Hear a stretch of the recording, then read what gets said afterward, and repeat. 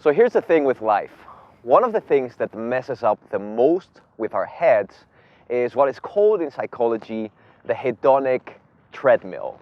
So what is that? The hedonic treadmill basically means that no matter what you get in life, either that's maybe that perfect relationship, that perfect job, maybe you want to win the lottery, or whatever that might be, you will always readapt back to your average levels of happiness that you had before that. So basically, there's a baseline of happiness, which, let's say, if it's from 1 to 10, 1 being the most miserable you can be, 10 being the most happiest you can be. If on average you're all year round around 5, let's say, even when you get that thing that you're craving to get, and you're in your imagination, it's what's going to make you happy, you will always readapt back to that average level of happiness. Maybe you'll be happy a little bit more for a while, but you'll always go back to that. So I like to call this, also I have a personal term for it, and it's basically the golden medal chase. What I mean by that? Well, when I was growing up, I was really passionate about sports. I'm in general a really passionate guy. When I do something, I always go to extremes. So even though I wasn't really that, genetically prone by nature to be really good at the sport I did, I did a lot of rowing growing up, and so I trained the hardest of most of the guys in my team because I really wanted to get a gold medal in the national championship. And for me, that was the thing I was really fixed on during my whole childhood, growing up from 13 years old to 21.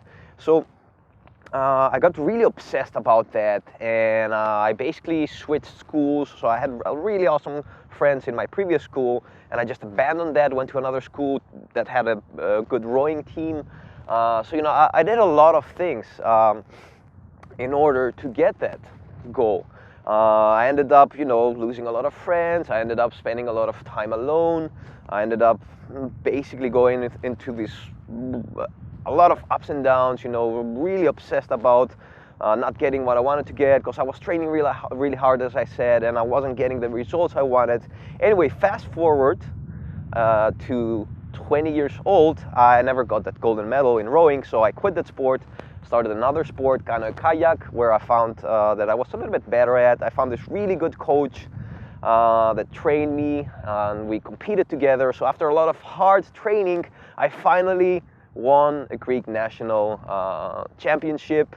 And as I'm on the, what's it called, like the wooden thing, where the ceremony is performed and you get your medal. So I'm getting my medal, and I realized that this is not that great after all. This is maybe I wasted a lot of time obsessing about this thing because I don't really feel that amazing right now. I felt good, but I wasn't like, oh, damn, this was all worth it. So that's when I realized that in life, there's a typical quote that says, it's not about the destination, it's about the journey. So I realized that, and a lot of these simple quotes, you hear them for the first time, maybe when you're really young and you're like, holy shit, this is like really wise.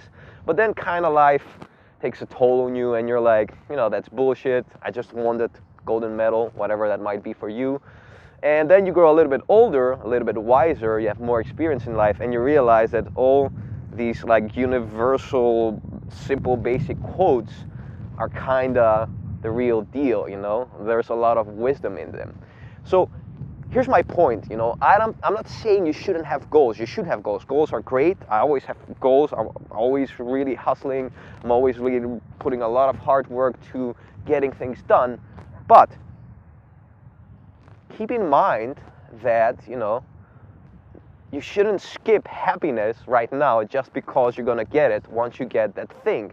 That's what you're chasing after, because you will always go back to the average baseline of happiness that you're experiencing during that chase, during that journey. So what do you do then? Well, you have to train yourself to be happy right now. You have to train that baseline of happiness You have to train it in order to elevate it right now. And this way you can skip a lot of steps to happiness than just, ending up chasing like things your whole life and wasting your whole life, And this is a lot of conditioning we get from a young age, get a degree to be happy, get that great job to be happy, get that better job, get that amazing retirement. So you retire and you're like, yeah, I got it all. And like, oh yeah, shit, I forgot to be happy. I skipped all those little things in life that turn out to always be the big things in life. So that's another quote, the little things in life are actually the big things in life that you shouldn't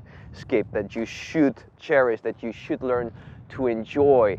So every day, try to train that baseline of happiness. How do you do that? Well, first of all, you should move, exercise, and eat healthier. That's a really direct way to affect your physiology, your body's chemistry, because these things have been shown to affect you in a really positive way. Exercise and nutrition, there are studies, especially on exercise, that show that it's an even more effective way to increase your happiness than the most powerful antidepressive drugs that we currently have on our hands. Because, you can take antidepressives, but your lack of happiness is not a deficiency of Prozac, it's a lot of other things. Again, I'm not saying, that if you have some really serious chemical imbalances in your body, that you don't need drugs. Sometimes we do need drugs, but also keep that in mind. So start with that, eating healthy, exercising.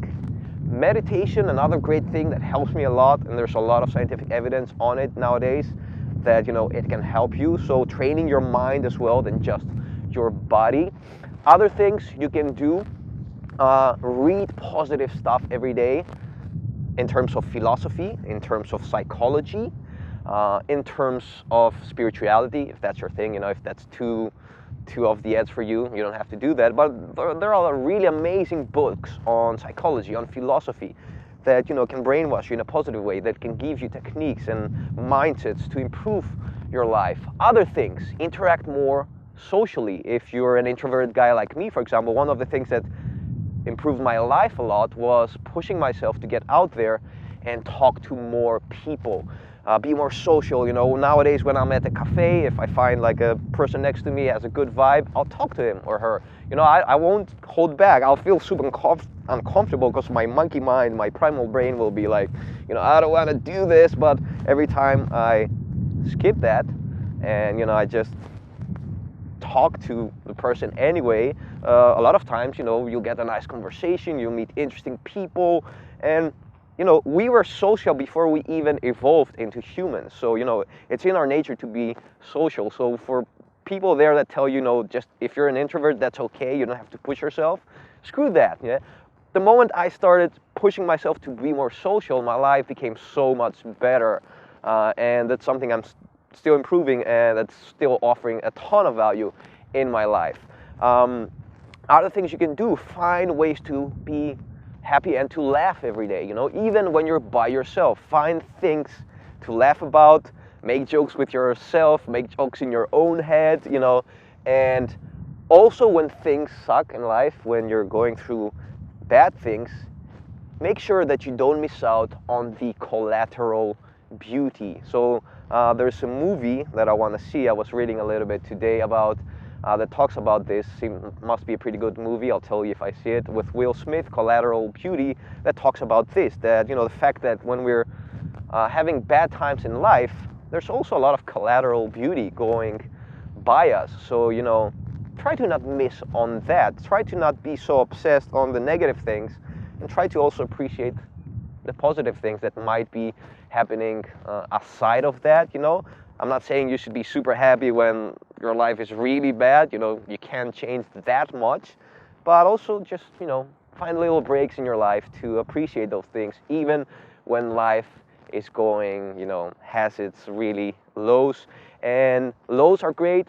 Depression is great because it gives contrast to happiness. It gives contrast to happy things. If you were all the time happy, you wouldn't be appreciative of your happiness. So learn to embrace the bad things, the negative things. This video is probably one of the longest videos on average that I've done, so I'll end it up right now. I hope you like this video. I hope you are enjoying this like foggy day here at Scheveningen in the Netherlands. And let me know if you'd like me to do more of these videos, you know, aside of fitness, talking more about life, things that I appreciate also a lot. I love talking about philosophy, life, happiness, and all these kinds of things. Have a great day, and keep this in mind when you're making your New Year's resolutions.